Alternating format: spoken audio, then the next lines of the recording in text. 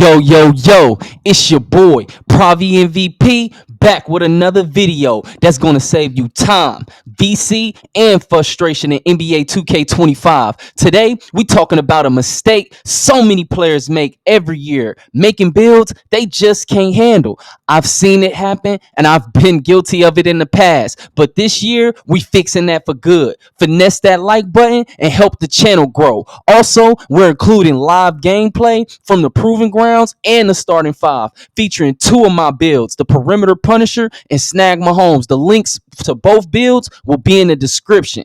Want to hoop with Pravi? Join my Discord in the link as well in the description as well. Let's get into it. This isn't just about wasting VC. It's about making the game more enjoyable. When you playing with a build that suits your strengths, you're going to have more fun, dominate more games, and stop blaming the game for problems that come from bad decisions in the My Player Builder. Let's break it down. Players make mismatched builds. The trap of the meta. Every year there's a meta build. Whether it's a 5'9" point guard or a two-way board hunting stretch, you see it everywhere online in the rec, Proving Grounds, Park, and Pro-Am. The problem is the meta isn't designed for all users. It's designed for above average players or someone who has the time to perfect their skills on that build. But if that build doesn't fit how you naturally play, you're going to struggle to perform, no matter how overpowered they make it appear to be. Social media only makes these things worse. You see someone dunking on three defenders and hitting contested threes from half courts, and you think, I need that build. But what you don't see is how many games they played to master it, the zen they got plugged in with the latest scripts, or the hours they spent practicing dribble combos in the Gatorade facility or my court or my career. Like some of y'all refuse to play my career, not understanding, like a player like myself, I highly advocate for it. Go win a championship. It gives you the feeling of your my player. You learn so many things that when you're playing with us, if you, especially if you're a solo player, if you playing with randoms, they're never going to let you touch the ball as much as you do in my career, which will give you a feel for your player before you start going to play with actual real users. And keep this in mind, just because it works for someone else, it doesn't mean that it's going to work for you. The same kind of things that apply in real life apply to this game. People think, okay, it's a virtual reality environment. How I am and how I mentally think doesn't apply to the game. Yes, it does. Stop ignoring your natural tendencies. A lot of players don't take the time to think about how they actually play the game. If you've always been a guy who finishes fast breaks, why are you trying to create plays as a point guard? If you love crashing the boards and playing defense, why the fuck is you trying to force up threes? This shit don't be making no sense. Listen, identify your play style. Analyze your previous 2K successes. Let's be real. The game really don't change that much year to year. Look at what worked for you in previous versions of 2Ks. Were you sitting there dropping double doubles every game as a rebounding big? Were you thriving as a spot up shooter in the corner? Those strengths don't just disappear just because the game is new. Build on what you already know works for you instead of starting from scratch with a new play style based off some influencer who may be cheating. You don't even know that. Evaluate your own individual stick skills honestly. We've all seen those crazy clips of players chaining dribble moves into flashy stick dunks. But if you know you don't got the stick skills, don't even try to build something like that. That's not your strong suit. Stick with something that you're good at. If you're not comfortable dribbling in traffic, don't try to become a dribble guy. Focus on being a consistent scorer or a defender instead. Identify your role. Playmaker versus a play finisher. There's two type of players. This is where a lot of players get it wrong. If you're not someone who enjoys setting up plays and reading defenses, stop making playmaking builds. Instead, focus on being a play finisher. Finishing type, you finish the play. These are the people who are this type of role is more simpler and easy to play, but also has a huge impact on the game. Whether you're catching lobs, scoring off pick and roll, or being a strong presence in the paint, play to your strengths. Even if you just catching and shooting at a high clip, instead of trying to dribble and create your shot. Just focus on being the closer of the play. You do not have to be the person who's doing all the extra stuff. You could be the dude who shoots over 70% from three. That's going to still get you picked up. If you shoot over 65% from three, it's going to get you. Focus on something that somebody that actually helps a team win. Like, you don't have to try to be the star player. That's the problem with in the community. Everybody want to be the man. Everybody want to be the man. Don't nobody want to help just the team win. And hey man, that's my whole place. I'm here to win. I got a few practical tips for building the right player.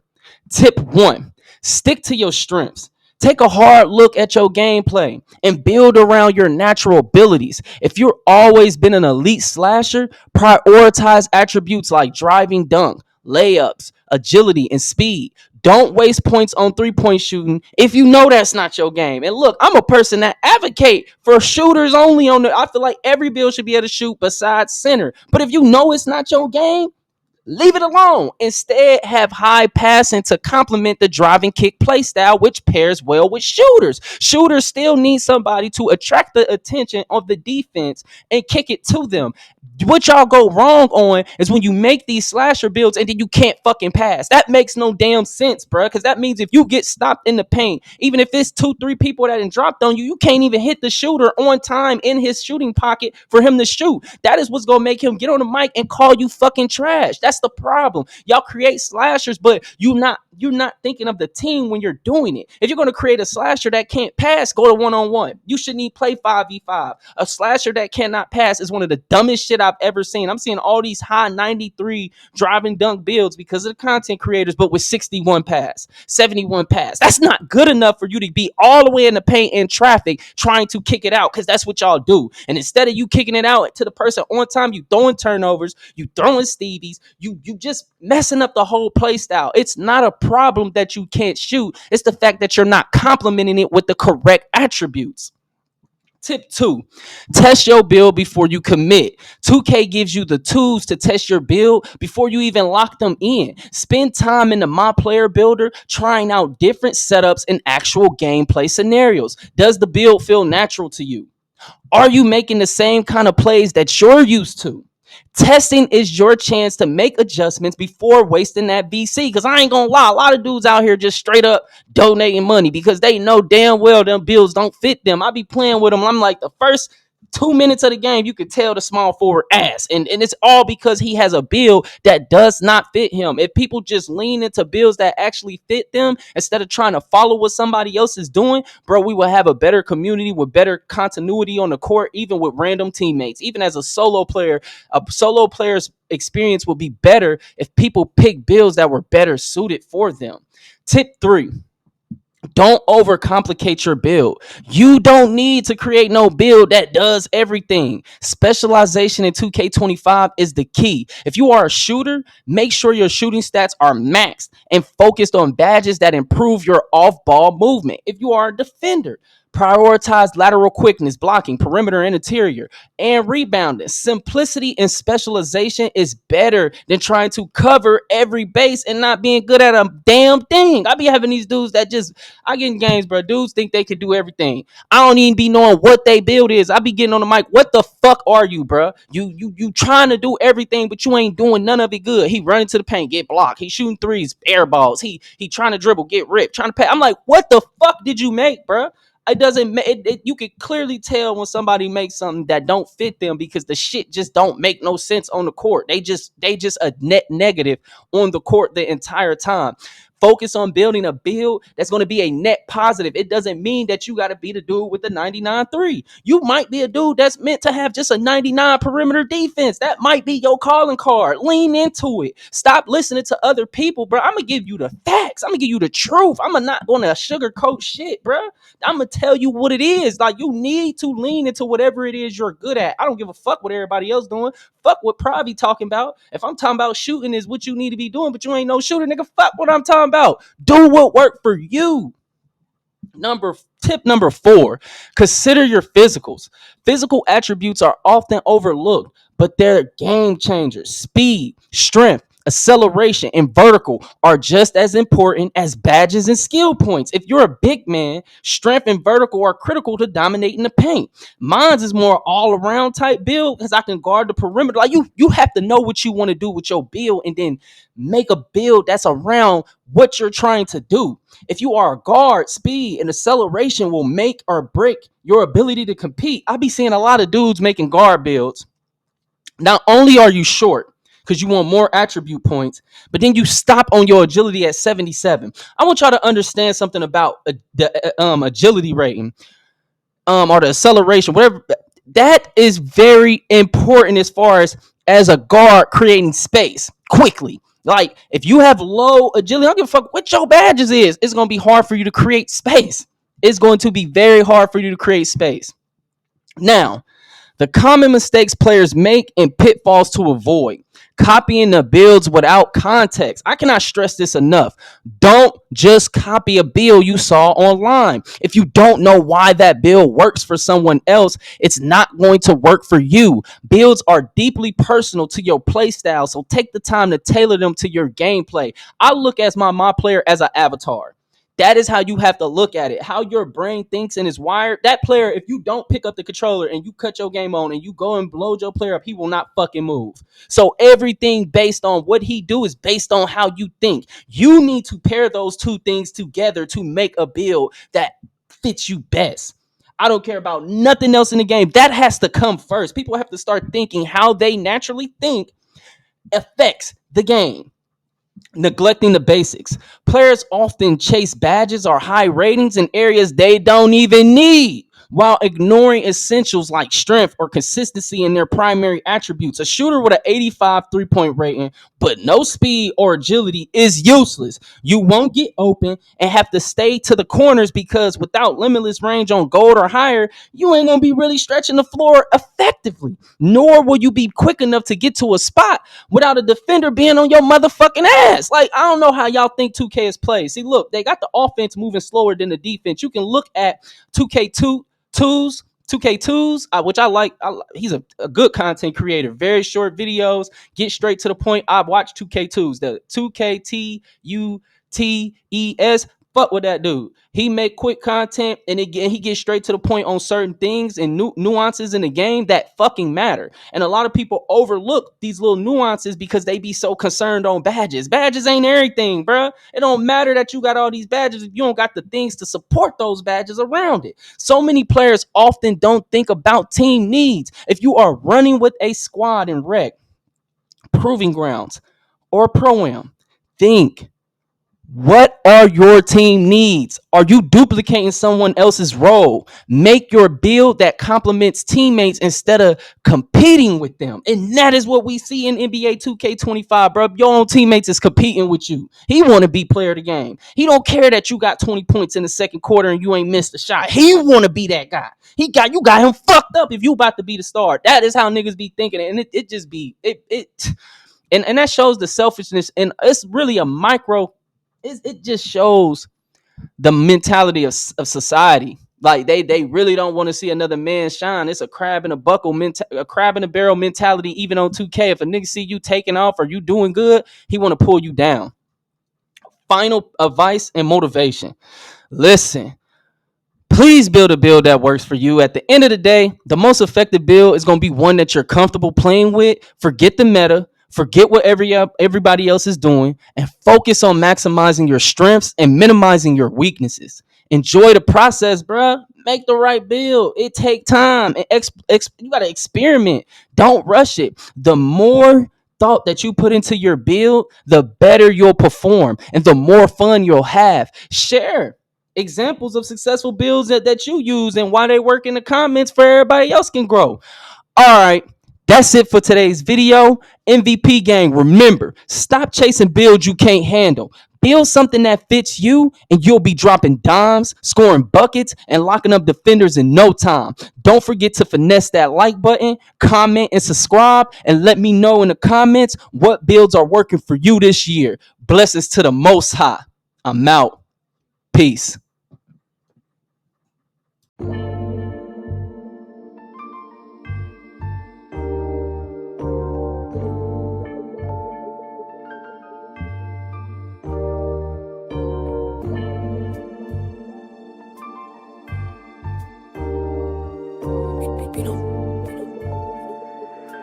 Damn nickname.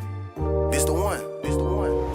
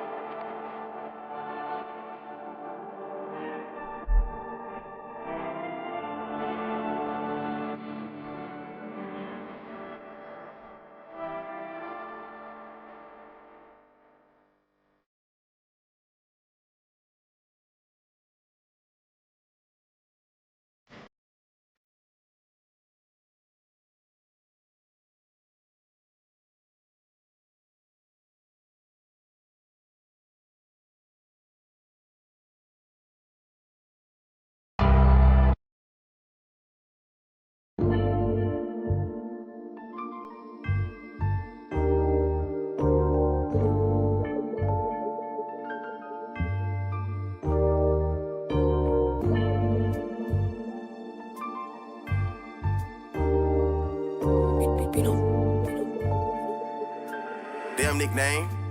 This the one.